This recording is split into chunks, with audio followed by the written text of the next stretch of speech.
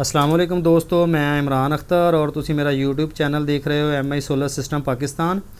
मैं ਤੁਹਾਡੇ ਵਾਸਤੇ ਹੁਣ ਇੱਕ ਨਵੀਂ ਵੀਡੀਓ ਲੈ ਕੇ ਆਇਆ ਹਾਂ ਟਿਊਬਲ ਦੀ, ਜਿਹੜੀ ਅਸੀਂ ਸਤਿਆਣੇ ਦੇ ਇਲਾਕੇ ਦੇ ਵਿੱਚ ਇੰਸਟਾਲ ਕੀਤਾ ਹੈ।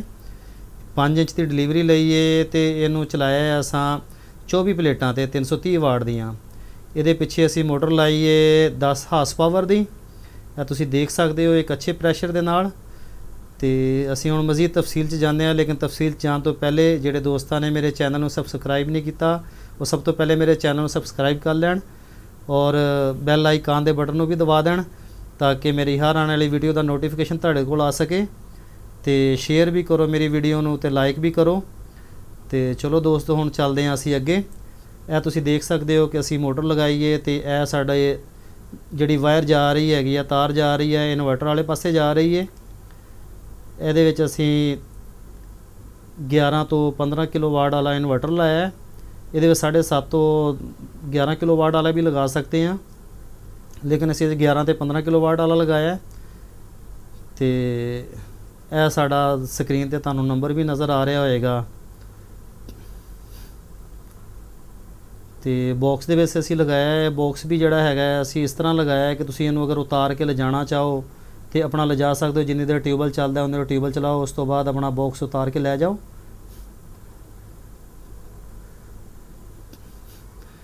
तो दोस्तों इत्थे सानू जिहड़ा हैगा अलहमदुल्ला बहुत अच्छा प्रैशर मिले है और बेहतरीन पानी हैगा। यह तुहाडे सामने आ, तुसीं देख सकते हो।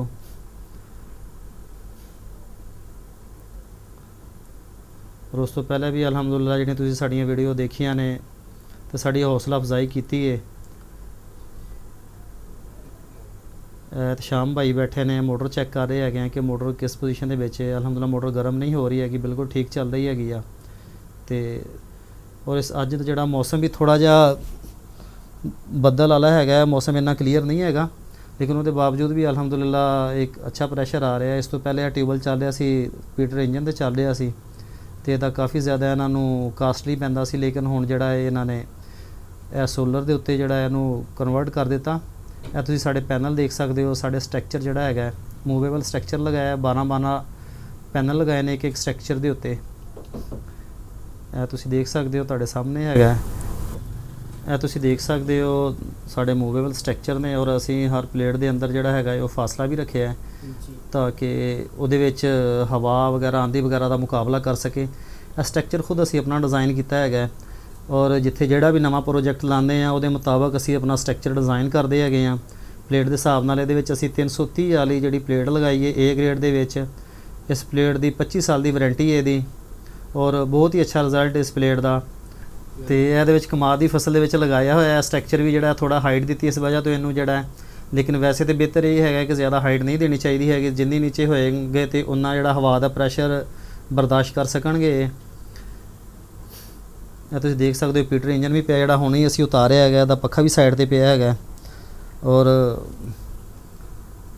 बहुत अच्छा रिजल्ट है अलहमदुलिल्ला। यह तुहाडे सामने है।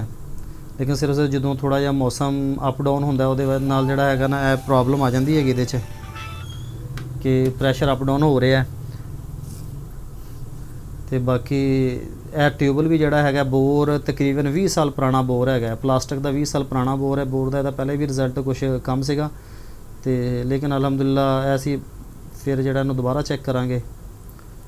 तो यह दोस्त ने जिन्हां दे लगाया है, यह बैठे ने बिल्कुल जिहड़ा हैगा सैटिस्फाई है ने, मुतमिन है इस पानी के उत्तों।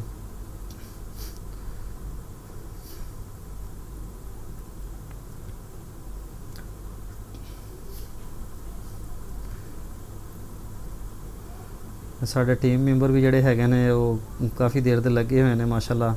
तो हुण गर्मी भी बड़ी हुई है तो कुछ थके भी हुए हैं। यह तुसीं चेहरिਆਂ तो वेख ही रहे हैगे आ।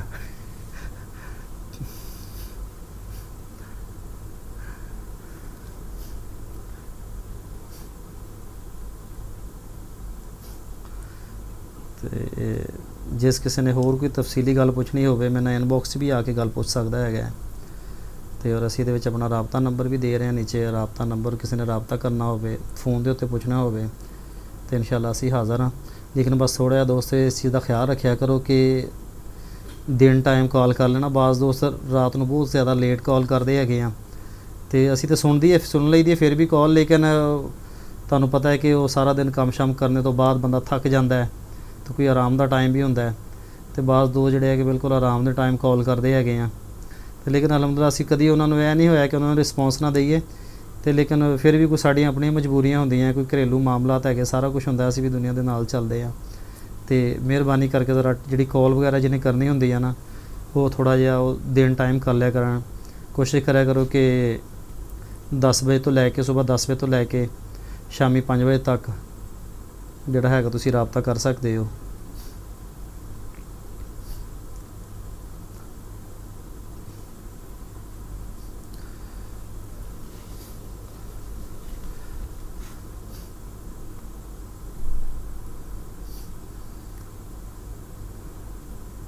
ਮੋਨੋ ਬਲਾਕ ਮੋਟਰ ਜਿਹੜੀ ਹੈਗੀ ਵੀ ਅਸੀਂ ਖੁਦ ਡਿਜ਼ਾਈਨ ਕਰਵਾਉਂਦੇ ਹੈਗੇ ਆ।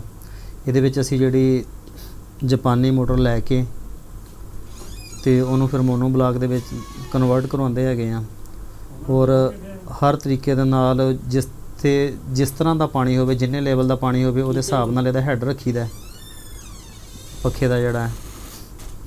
ਤੇ ਤੁਸੀਂ ਦੇਖ ਲਓ ਇਸ ਵਕਤ ਜਿਹੜਾ ਹੈਗਾ ਉਹ 43-42 ਦੇ ਕਰੀਬ ਜਿਹੜੀ ਇਹਦੀ ਉਹ ਸਾਈਕਲ ਜਾ ਰਹੇ ਨੇ, ਲੇਕਿਨ ਉਹ ਕਿਉਂਕਿ ਉਹ ਸੂਰਜ ਦੇ ਵੀ ਹਾਲਾਤ ਇਸ ਤਰ੍ਹਾਂ ਦੇ ਹੈਗੇ ਆ, ਜਿਸ ਤਰ੍ਹਾਂ ਸੂਰਜ बढ़ेगा इंशाल्लाह ਇਹਦਾ ਜਿਹੜਾ ਹੈ ਉਹ ਉਨਾ ਹੀ ਰਿਜ਼ਲਟ ਜ਼ਿਆਦਾ बढ़ेगा, ਤੇ ਉਹ ਅਸੀਂ ਤੁਹਾਨੂੰ इंशाल्लाह ਦਿਖਾਉਂਦੇ ਹਾਂ, ਇਹਦੇ ਵਿੱਚ ਮਜ਼ੀਦ ਬਿਹਤਰੀ ਆਏਗੀ।